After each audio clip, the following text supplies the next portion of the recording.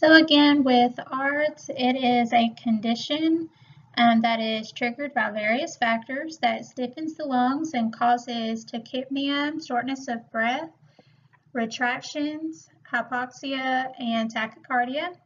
It's diagnosed by using the Berlin's definition, and the severity is based off of the severity of hypoxia.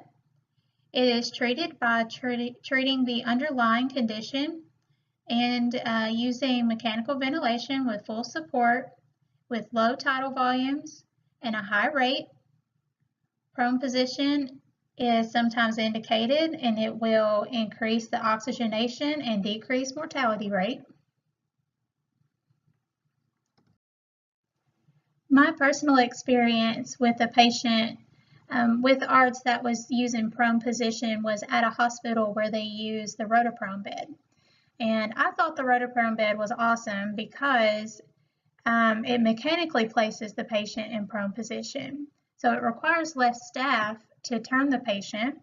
And it was also easy to access the patient, their back, their ET tube, and it included skin protection tools already. So it already has padding all around it, and you can actually add an extra layer of padding inside whenever you open it up.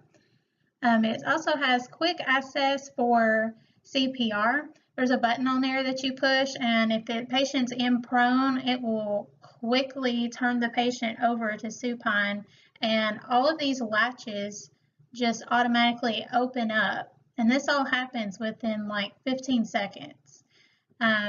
It also decreases the amount of the intra-abdominal pressure exerted on the diaphragm because the abdomen is freely hanging.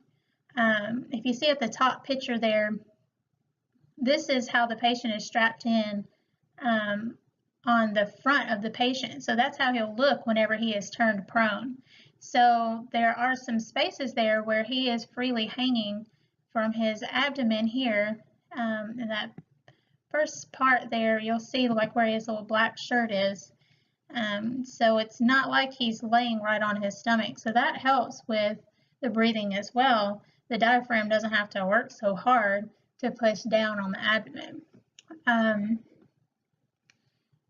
There's a lot of extra safety features, and there's lots of videos online of the rotoprone if you're interested in looking at it. It's actually a really cool thing to look at.